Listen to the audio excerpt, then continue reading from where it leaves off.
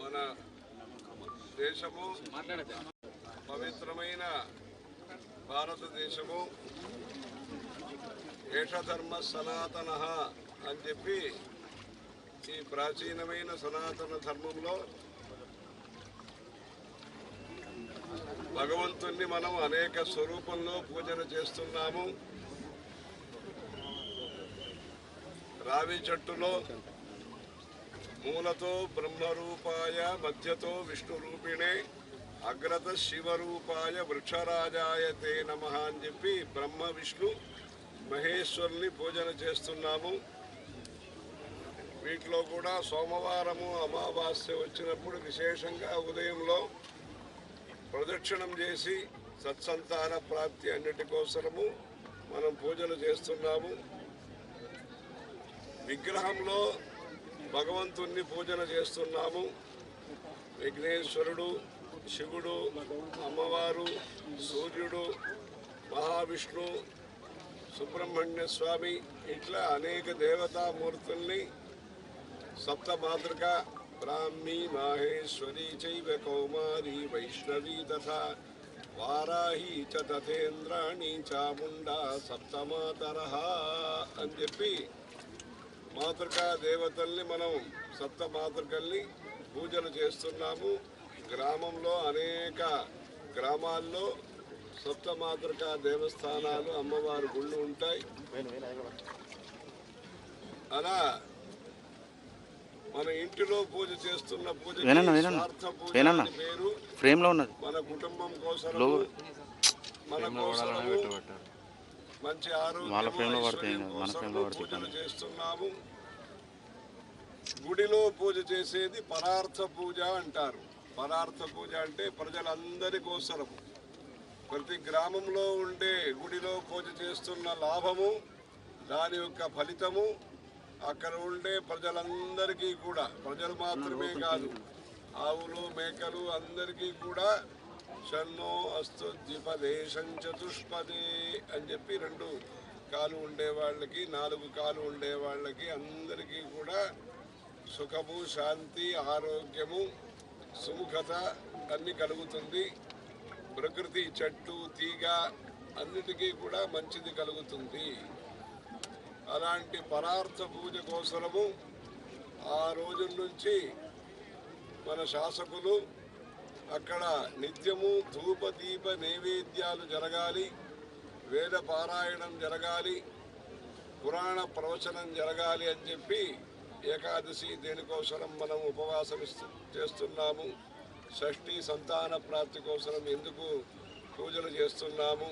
చతుర్థి వ్రతం ఎందుకు చేస్తున్నాము, మాస శివరాత్రి ఎందుకోసం చేస్తున్నాము, ఈ వివరాలన్నీ కూడా చెప్పడానికి ప్రతినిత్యము పంచాంగ శ్రవణం చేయించి ఇప్పుడు కూడా తిరుమల వెంకటేశ్వర స్వామి గుడిలో ప్రతినిత్యము పంచాంగ పఠనం చేస్తున్నారు. అక్కడ పంచాంగం చదివి ఆ రోజుకి ఆ రోజు ఏమి కానుకలు వచ్చినాయి ఇవన్నీ కూడా భగవంతుడికి నివేదన చేయటం అవుతుంది. అలా పంచాంగం అనేది నిత్యం వినాలి. తిథే శ్రియం వారాత్ ఆయుష్యవర్ధనం, నక్షత్రాత్ హరతే పాపం, యోగాత్ రోగ నివారణం, కరణాత్ కార్యసిద్ధిశ్చ ఫలముచ్యతే అని చెప్పి పంచాంగం విని ఇక్కడ ఆంధ్రదేశంలో అంటే తెలంగాణ, ఆంధ్రప్రదేశ్లో మీరందరూ కూడా యుగాది రోజు మంచి ఘనంగా సభలు చేసి పంచాంగ శ్రవణం చేయించే ప్రముఖమైన రాజ్యాలు ఇవి. అంత పంచాంగ శ్రవణానికి ప్రాముఖ్యత ఇచ్చి సభ చేసి ఆ రోజు సంవత్సర ఫలాలు ఇవన్నీ వింటారు. మంచి కార్యక్రమం. అలా ప్రతినిత్యము పంచాంగం చదివి ఈ గుడి గోపురంలో విగ్రహారాధన చేయాలి. ఆ భగవంతుణ్ణి శిల్పశాస్త్ర ప్రకారము నిర్మాణం చేసి ఈ రాతితో ఇన్ని అంగుళాలు ఇన్ని మూర్తి అని పెట్టి అక్కడ ప్రాణ ప్రతిష్ఠ చేసి స్వామిన్నే సర్వజగన్నాథ యావదా చంద్రతారకం తావత్వం ప్రీతిభావేన బింబేస్మిన్ సన్నిధిం కురు అని చెప్పి ఆ భగవంతుణ్ణి ఆవాహనం చేసి ప్రాణ ప్రతిష్ఠ చేసి సూర్యచంద్రుడు ఉన్నంతకాలం మీరు ఇక్కడే ఉండి ప్రేమగా ఉండి అనురాగంతో ఉండి సేవించుకునే భక్తులు, అభిషేకాలు అర్చన హారతులు ఇచ్చే భక్తులందరికీ కూడా ఈ జీవితంలో సంసార సుఖం ఏముంటుందో న్యాయమైన సుఖాలు ధార్మికమైన ఐశ్వర్యాన్ని ప్రసాదిస్తుంటారు. అలా ఈ దేశంలో ఆసేతు సీతాచలం కన్యాకుమారి నుంచి కాశ్మీరం వరకు అనేక దేవతామూర్తుల్ని ప్రతిష్ఠ చేశారు. 12 జ్యోతిర్లింగాలు, 51 శక్తిపీఠాలు, 18 శక్తిపీఠాలు అని చెప్పి అనేక దేవతామూర్తుల్ని విగ్రహంలో పసుపుతో చేసిన విగ్రహం కావచ్చు, మట్టితో చేసిన విగ్రహం కావచ్చు, చెక్కతో చేసిన జగన్నాథపురి అలాంటి విగ్రహాలు కావచ్చు, శిలామూర్తులు కావచ్చు, పంచధాతు మూర్తులు కావచ్చు, బంగారుతో చేసిన స్వర్ణేన జగదంబిక బంగారు మూర్తి కావచ్చు, అన్నిట్లో కూడా దేవత ధ్యానం చేసి ఆవాహనం చేసి పూజించే మూర్తి పూజ విగ్రహారాధన చేస్తున్న మన దేశంలో తీర్థాన్ని కూడా పూజలు చేస్తాము. గంగోత్రి, యమునోత్రి, అమర్కంటకు, మహాబలేశ్వరు, ఇంకా గోదావరి, అక్కడ నాసిక్, త్రంబకేశ్వరము, అలా అనేక నదులు ఉత్పత్తి ఉద్గమ స్థానంలో కానీ సంగమ స్థానంలో కానీ పూజలు చేయటం. తీర్థరాజ్ ప్రయాగని అక్కడ కూడా గంగా యమున సరస్వతి సంగమంలో త్రివేణి సంగమంలో పూజలు చేయటం. ఆ త్రివేణి సంగమం గురించి సరస్వతి నది గురించి కూడా అంతర్వాహిని అంటారు. అలా సితాసీతే సరితో యత్ర సంగతే తత్ర ప్లుతా సోదివముత్పాదంతి ఏవై తన్వా విసృజంతి ధీరాస్తే జనాసో అమృతత్వం భాజంతే అని చెప్పి తెల్లగా ఉండే నది, తెల్లగా లేని నది అని ఇది గంగా యమునా నది గురించి వేదంలో చెప్పబడినది.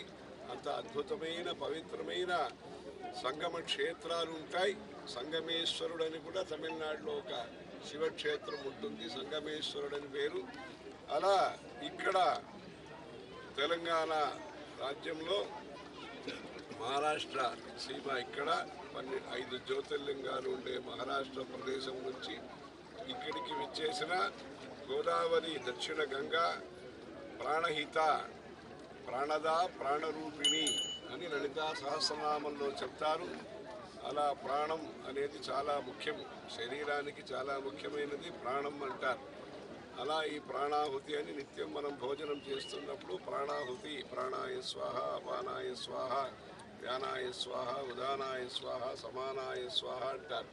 సమానం మనిషి యొక్క మనస్తత్వం సమానంగా ఉండాలి, రాగద్వేష అతీతంగా ఉండాలి, అప్పుడు వర్షం వస్తుందంటారు. ఈరోజు ఈ పుష్కర స్నానానికి ముందు ఒక ఇది ప్రోక్షణం జరిగింది, దేవత అనుగ్రహం కలిగింది ఇక్కడ వస్తుండగా ఉదయంలో. అలా ఇక్కడ ఈ గోదావరి, ప్రాణహిత, సరస్వతి నది త్రివేణి సంగమం అనేది చాలా గొప్ప విషయము. నదీ సంగమంలో ఈ సరస్వతి అంత్య పుష్కరం. గురు భగవాన్ బృహస్పతి దేవానాంచ ఋషీణాంచ గురుం కాంచన సన్నిభం బుద్ధిభూతం త్రిలోకేశం తన్నమామి బృహస్పతిం. దేవానాంచ ఋషీణాంచ గురుం కాంచన సన్నిభం, బంగారులాగా ఉంటారు ఆయన. అందరికీ మన బుద్ధే ముఖ్యం, అంటే మంచి ఆలోచనలే ముఖ్యం. మంచి ఆలోచన ఉంటే ప్రగతి కలుగుతుంది. అందుకే మంచి ఆలోచన కోసమే సత్సంగాలు, సభలు, సంగీతము, ధ్యానము, నామ జపాలు ఇవన్నీ కూడా చేయటము. మన శరీరము, మన మనస్సు పవిత్రంగా ఉండాలి, దానికోసము ఈ సత్సంగాలన్నీ చేస్తారు. అలా బుద్ధిభూతం మనయేవ మనుష్యాణం కారణం బంధ మోక్షయో అని చెప్పారు. మంచి మనస్తత్వానికి కారకుడు ఆ బృహస్పతి, ఆ గురు భగవాను.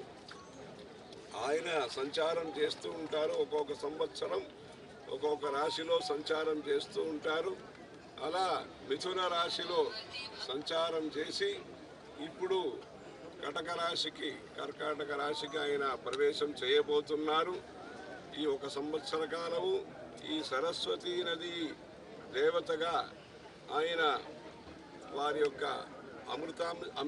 అమృత గడియలు అంటారు. మీరు ఇక్కడ తెలుగు రాజ్యంలో చెప్తారు, ఆంధ్రదేశంలో చెప్తున్నారు. ఈ తెలంగాణ ప్రాంతం అన్నింటిలో కూడా అమృత గడియలు పుష్కరాంశం అంటారు. ఈ పుష్కరం అనే దాన్ని లోక విఖ్యాతం చేసిన భక్తులు ఉండే ప్రదేశం ఇది. ఈ సరస్వతి అమ్మవారి మంత్రంలో కూడా పుష్కరస్రజ అని పుష్కరం అనే శబ్దం ఉన్నది. ఈ పుష్కరాంశంలో అంత్య పుష్కరం సరస్వతి అమ్మవారి యొక్క అనుగ్రహంతో సరస్వతి నదిలో ఈ బృహస్పతి గురు ఆయన సంచారం చేసి ముగింపు చేస్తున్నారు. ఈ 12 రోజులు అంటే ఈ ఒక సంవత్సర కాలం కూడా మధ్యాహ్నములో అమృత గడియలు, ప్రారంభంలో 12 రోజులు, పూర్తిగా 12 రోజులు పుష్కరం. తర్వాత ఈ ఒక సంవత్సరం కూడా మధ్యాహ్నములో 2 గడియలు అమృత అంశములు ఉంటాయి. తర్వాత ఈ 12 రోజులు ఇది వరం కింద బ్రహ్మదేవుడి దగ్గర వరం కోరారు. గురు భగవానే నవగ్రహ దేవతల మధ్యలో ముఖ్యంగా ఉండాలని ఆయన వరం ఇచ్చారు. వరం ఇచ్చిన తర్వాత ఆయన గురు భగవాను బ్రహ్మదేవుడి దగ్గర ఇంకొక వరం ఆయన అడిగారు.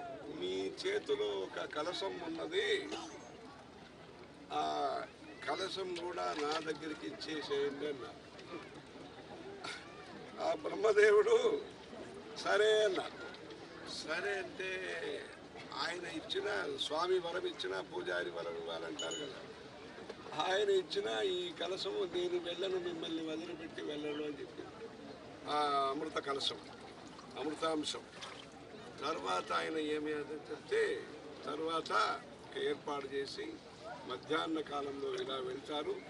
ఈ పుష్కర కాలంలో మొదటి 12 రోజులు, తర్వాత చివరికి 12 రోజులు ఈ బృహస్పతి గురువు సంచారం ఎక్కడ చేస్తారో అక్కడ ఉండాలని చెప్పి, అందుకని ఆయన ఈ నదిలో ఒక్కొక్క భారతదేశంలో ఒక్కొక్క నదిలో 12 నదుల్లో ఈ పుష్కర ఉత్సవాలు చేస్తుంటారు. ఆయన సంచారం ఇప్పుడు వచ్చినప్పుడు మిథున రాశిలో వచ్చినప్పుడు ఒక సంవత్సర కాలము ఈ నదిలో, సరస్వతి నదిలో ఇక్కడ పుష్కరం జరుగుతుంది. దీని తర్వాత కర్కాటక రాశి కటకంలో వచ్చినప్పుడు యమునా నదిలో జరుగుతుంది. మళ్ళా సింహరాశి వచ్చినప్పుడు గోదావరి నదిలో మళ్ళా పుష్కరాలు జరగబోతున్నాయి. దాని తర్వాత కన్యారాశి వచ్చినప్పుడు కృష్ణానదిలో ఆ సంవత్సరం పుష్కరం జరుగుతుంది. అందుకని 3 పుష్కరాలు జరిగే అవకాశం ఉండే పుణ్య ప్రదేశంగా ఈ తెలంగాణ ప్రాంతం అనేది ఉంటుంది. గోదావరి, కృష్ణ, సరస్వతి ప్రాణహితాలో ఇదివరకే చేశారు. ఇంకా 4 పుష్కరాలు జరుగుతాయి ఈ ప్రదేశంలో. అలాంటి పుణ్యక్షేత్రంలో కాళేశ్వరం ముక్తేశ్వర క్షేత్రంలో ఇక్కడ ఇదివరకే చాలా సంవత్సరం ముందు మన గురువు గారితో శ్రీ శ్రీ జయంత్ సరస్వతి స్వామి వారితో పాటు తెలంగాణ సంచారంలో అప్పుడు దర్శనం చేసుకున్నాము. ఈ పుష్కర సందర్భంగా కంచి నుంచి 850 కిలోమీటర్లు అంత దూరంలోంచి అక్కడ అంటే కంచి నుంచి ఇక్కడికి రావటం, కాళేశ్వరానికి కంచి నుంచి కాళేశ్వరం రావటం, ఈ సరస్వతి అమ్మవారి అంత్య పుష్కరం సందర్శనం, పుణ్య స్నానము. ఈరోజు గురు పుష్యమని మంచి ముహూర్తము, అంటే ఒక వారము ఒక నక్షత్రం కలుస్తుంది. అలా భాను హస్తం అంటారు, ఆదివారము హస్త నక్షత్రము, సోమ మృగశీర్షం అంటారు, భౌమ అశ్విని అంటారు, బుధ అనురాధ అంటారు, భృగు రేవతి అంటారు, శని రోహిణి అంటారు. అలా ఈ గురు పుష్యం అనేది పుష్య నక్షత్రము, గురువారము, పంచమి ఇవన్నీ కూడా మంచి అమృత గడియలో ఈ అంత్య పుష్కర స్నానం అనేది ప్రారంభమైనది. ఇంకా 1వ తారీఖు వరకు ఈ పుష్కరం స్నానాలు, విశేష అంత్య పుష్కర స్నానాలు ఈ కాళేశ్వరంలో. మంచి గ్రామమైన దీనికి పెద్ద ఎత్తున ఈ ప్రయాగలో చేస్తున్నట్టుగా మంచి మంచి టెంటు సౌకర్యాలు భక్తులందరికీ కూడా ప్రభుత్వం తరఫున, దేవాదాయ ధర్మాదాయ శాఖ తరఫున మంచి ఏర్పాట్లు చేశారు. భక్తులందరూ కూడా విచ్చేసి పుణ్యస్నానం ఆచరించి తద్వారా అందరికీ అమ్మవారి అనుగ్రహం కలిగి, కాళేశ్వర ముక్తేశ్వర అనుగ్రహం కలిగి ఇక్కడ వ్యవసాయం కానీ ఇంకా వ్యాపారం కానీ అందరికీ కూడా సంపదలు, మంచి ఆరోగ్యము, శాంతి అన్ని కలగాలని అమ్మవారిని కోరుకుంటున్నాము. బృహస్పతి గురు భగవాన్ని వారిని కోరుకుంటున్నాము.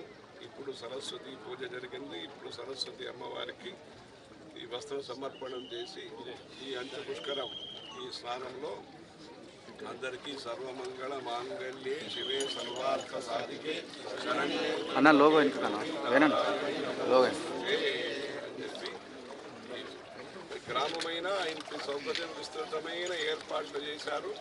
ప్రజలందరూ కూడా దీన్ని సద్వినియోగం చేసుకుని ఈ అవకాశాన్ని ధరించడానికి భగవంతుని అనుగ్రహాన్ని ప్రార్థిస్తున్నాను. హర హర నమ పార్వతీపతయే హర హర మహాదేవ.